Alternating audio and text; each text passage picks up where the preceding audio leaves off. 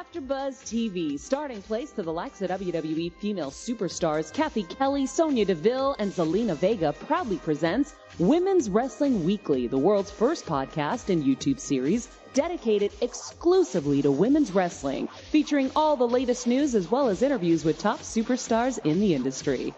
And now, AfterBuzz TV's own gorgeous lady of wrestling, TK Trinidad. Bonjour, you're watching Women's Wrestling Weekly, the #1 women's wrestling show on the planet. My name is TK Trinidad, aka the Canadian Assassin, and Evan Mack is, currently saving crime, but we have a special guest. Saving crime? Yeah, fighting crime, that's it. We have a special guest. He is Kings County Kid from Brooklyn, New York. But what? Flobo Boyce. Thank you so much for having me, TK. The #1 wrestling show. We actually had a tournament. #1 is on top. It was sweet. It was great. Okay. Yeah. Now, the show, we always have amazing guests, and today is no exception. She is a part-time superhero, full-time badass, and wrestler. Please welcome Morgan. How are you doing? Hi. I'm great. How are you? Thank you so much for coming on the show. I am fine. Flobo, I think Flobo is good too. Oh yeah, I'm 5-star, man. 5. All right, that's good. I mean, Flobo and Evan, I don't know what to do. All right, so let's kind of just get into it. How did you get started in wrestling? Oh gosh. So I was a 280-pound drama nerd fresh out of high school. Wait, I heard 280 pounds? Respect. 280 pounds. Wow. Ad on the radio, and it said, "Achieve your dreams, be that next superstar on Monday Night Raw." And I was like, "Oh wow, I think I want to try that." Just having no clue whatsoever what I was getting into. So I called the number and met with the guy that was running the school, who was a complete scam artist. Oh. But I ended up getting some base training from him, and then I ended up going to Steve Catcher Gator Wolf School, and he was in Provo, Utah.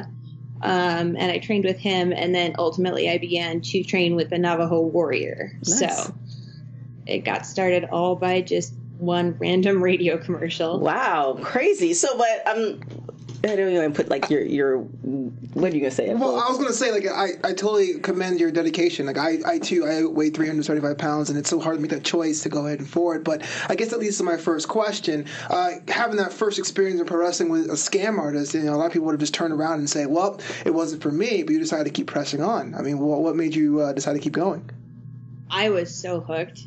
I took that first role on gym mats, mind you, in the top of an athletic club. And I was like, I think I can do this. I think this might be fun. And I started, a lot of people don't know because my career's been so up and down. I started in 1999. And so China was a huge influence on me. I saw somebody that was larger than life on TV, looked like she was having this killer time. And I was like, oh man, I want to do that. So I kept rolling on these mats, and I'm like, I'm going to make it. I'm going to make it. I'm going to make it. And then, obviously that turned out to be a bad break. But then thankfully through Gator Wolf, I met the Navajo Warrior, and then it just sort of went from there. And now, so you said 1999, that's when you started. From that point on to meeting the Navajo Warrior, when was your first match?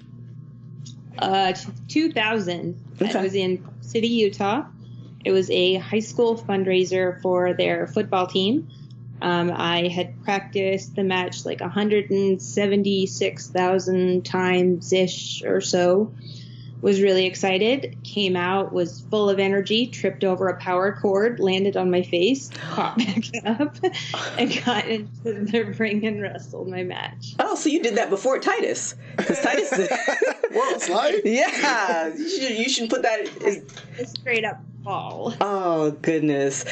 So that was in 2000, and now we're in 2019. And I see on your Instagram you have a daughter, correct?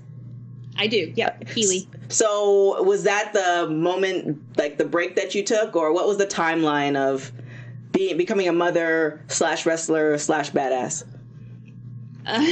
Keely was the break. I kind of decided that I was gonna start to taper off. I started training a couple of girls, Marty Daniels and Gabrielle Arce. I don't know if you've seen anything about them. Gabrielle Arce, she's at 3D Academy now, and nice. Marty Daniels just had a WWE. She had the full PC tryout about 6 months ago. Awesome.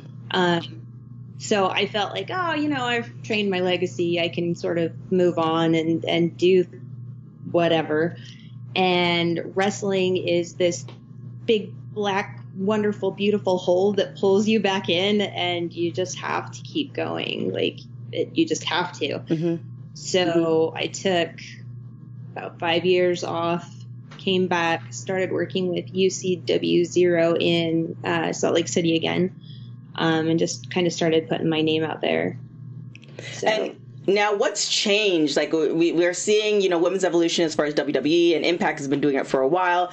What's changed from when you started in 1999 to now as far as women's wrestling and, the indie scene, according to you? So when I started, it was sex and catty and just not about what a real athlete a woman can actually be. What it's evolved into now is so much more. I mean, you have these girls, the girls on the indie scene right now, like I live the girls on WWE and the girls on Impact, but I mean, the girls on the indie scene now, you are never going to meet a better athlete than those girls. They train just as hard as the guys, if not harder, because they finally have realized their full potential. So it's been cool to see that huge evolution in everybody's mindset. Yeah, that's definitely. Is anyone out there that maybe be off the mainstream radar that we should be paying more attention to as they make their way up their ranks? So Marty Daniels, of course, I'm going to put her out there in the universe. She is absolutely fantastic. Thunder Kitty. She's back east now. She has done a lot with Shine and Shimmer, and she has this fantastic, old-timey wrestler gimmick, and just she's absolutely amazing. Just amazing. Paloma Star, she's the Sriracha Muchacha, I believe. She's in Chicago. Mm-hmm. She was the first woman's graduate from Taz's dojo. Okay. They're amazing. And I think the only thing that's really held a lot of these girls back is Danny's a little bit older. Danny's in her 30s. Thunder Kitty's got a more unique look to her. I think the reason that some of us don't get picked up is that we don't fit that super, not supermodel profile, but we don't have that perfect for TV face. We can right, with a lot of makeup effort, but we just don't have that ideal look yet. Yeah, I think that's changing, with WOW, even AEW, it's not your, and with WWE, I mean, WWE still is a little bit more commercial, but I think that's changing. We're on our 90th plus show and we've maybe had 3 or 4 returning guests. There's never... a lack of female wrestlers and talented female wrestlers. So, I think the look of that is changing, especially with something like WOW. You just see, every woman from different size, shape, color at WOW. So I think people are taking a look at that and seeing that, representation, matters. Yeah, it's huge that we're actually the broader picture is getting out there. And like I said, it's been so nice and such a relief because my 2 stepdaughters, they want to wrestle. And so teaching them that they don't have to fit that mold. But, being able to see that kind of thing has helped them as well. Now, what else do you want to see as far as career-wise? So for me right now, I'm doing a lot of work with the United Wrestling Network. David Marquez and Mick Greenwood and those guys have been absolutely fantastic to me. And I actually got a little promo blitz about getting a shot at the NWA women's title against Allison Kay or Cien, or I'm not sure what they call her now. To have that shot, I would love. I was really random little known fact. I was the NWA Rocky Mountain Women's Champion in 2002-ish, probably. Mm-hmm. I wrestled at the Corn Palace in South Dakota. And I wrestled against Madison, who was the NWA champion at that time. And so like having those little opportunities and the possibility of being able to have that opportunity one more time. Like I totally want to at least do that to show my kids, my students, you know, you can do it. If you put your head and your heart into it, you can do it. So currently the United Wrestling Network circuit is Hollywood, Arizona. Anyone is missing there? As far as Hollywood and Arizona are the big ones. They are moving into Nevada. Okay. Now too, and I believe they have one, I want to say in Memphis, and they're partnered with China as well. So yeah, big things are coming. There's a lot of opportunities for sure, and there's a lot of good girls that have gone through there. So, I mean, each of us has a really good shot. So, in the mind's eye, when you envision success for yourself, what exactly do you picture?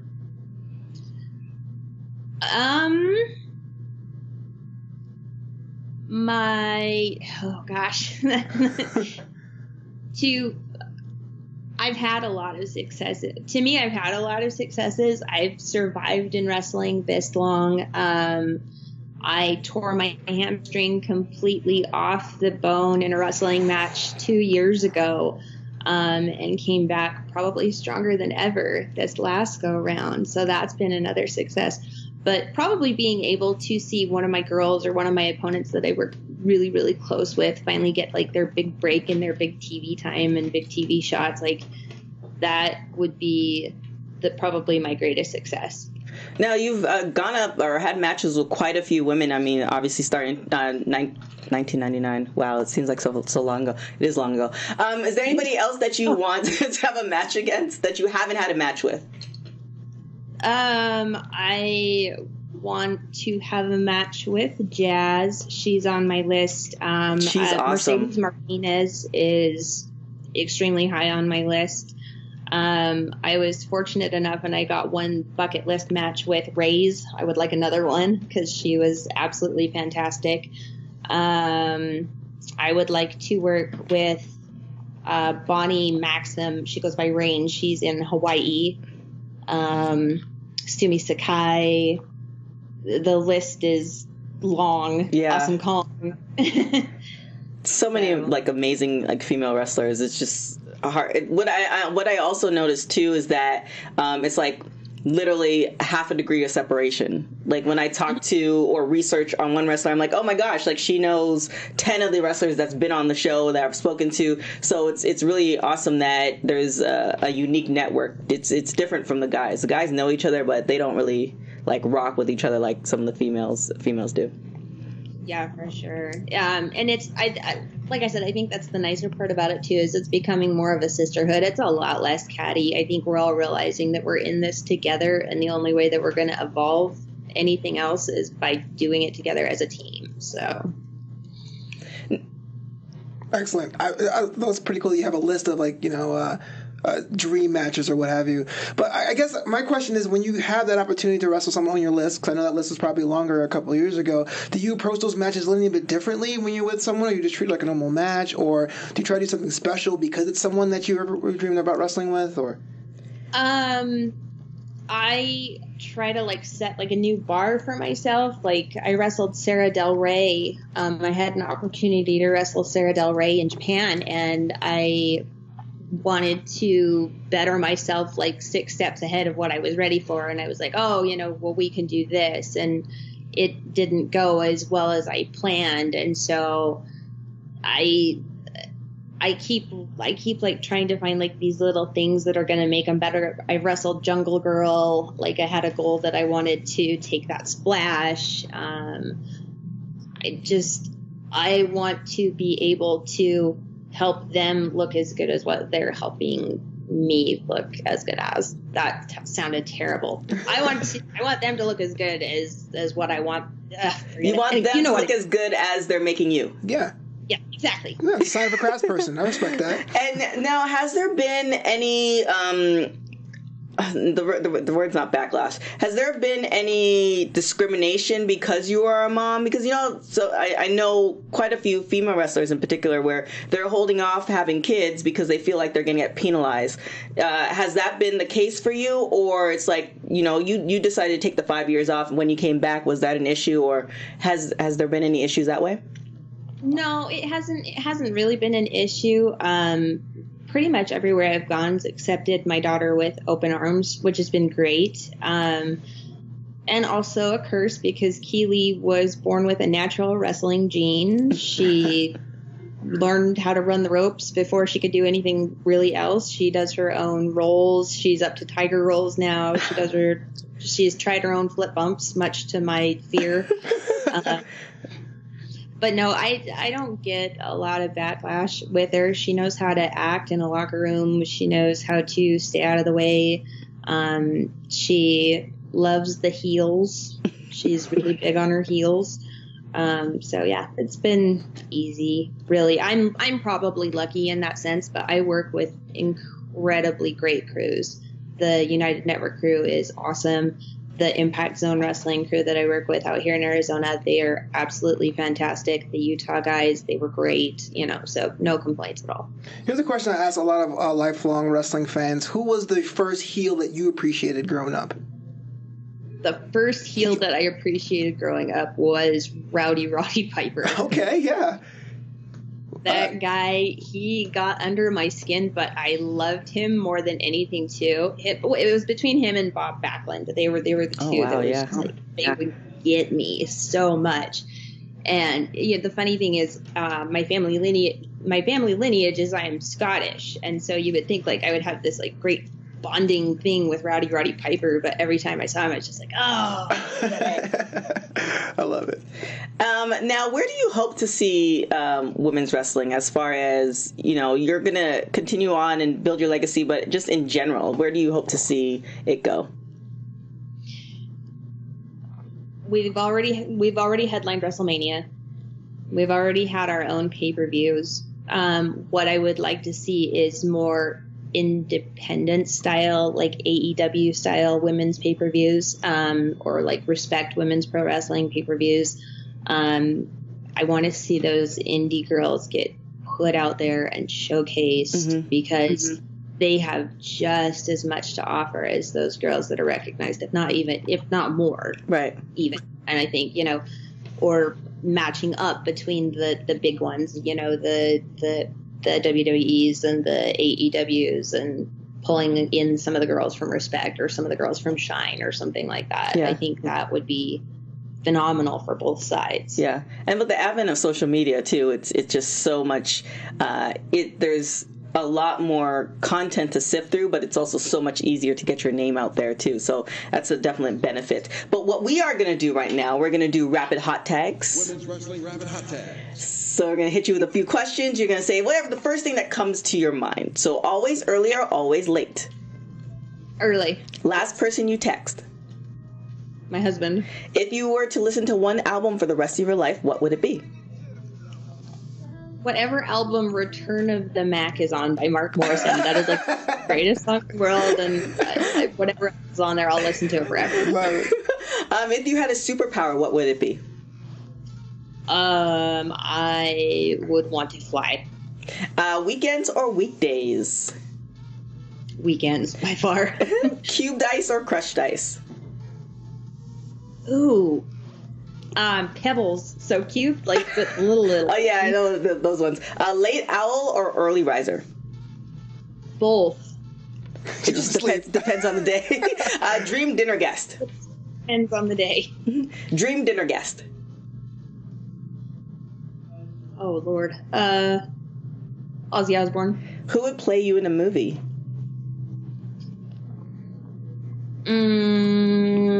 If I was lucky, Salma Hayek. Okay. Last show you binge watched? Believe it or not, Renegade. Okay. And last meals, your last meal on Earth, what would it be? It would be a ribeye steak by far. Yes, agreed. I'm not even like a meat eater anymore, and that just sounds delicious. Thank you so much for coming on. As far as social media, where can people find you? You can find me. My Twitter is @CrazyHotMorgan. My Instagram is @CrazyHotMorgan. You can find me smeared all over Facebook. I think it's all the same. I'm pretty sure. Yeah, and United Wrestling Network. at United Wrestling Network, at Fight TV. You can find me at any of those places. Well, thank you, Morgan, so much for coming on. We really, really appreciate it. We look forward to you and your daughter in the ring. I mean, daughter in the ring someday. You now.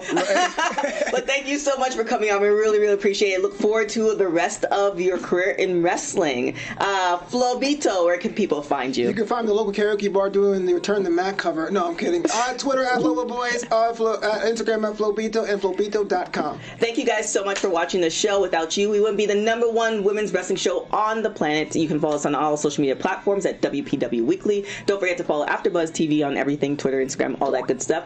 If you're watching us on YouTube, hit that subscribe button. iTunes, Spotify, all that good stuff. Make sure to listen and hit that like button as well. Give us 5 stars because we don't want to get anything less. And leave your comments. We are reading those comments. And if there are any wrestlers, female wrestlers that you want to see on the show, please DM me at TK Trinidad or DM us at WPW Weekly and let us know who you would like to see. Other than that, we will see you guys next week. Ciao. Executive producers Kevin Undergaro, Maria Menounos, Phil Svitek, producer TK Trinidad, and me, Mark Donica, your voice of AfterBuzz TV Wrestling. We ask you to rate and comment on iTunes, subscribe to AfterBuzz Wrestling on YouTube, and find us on all social media. Thank you for watching Women's Pro Wrestling Weekly. See you next week.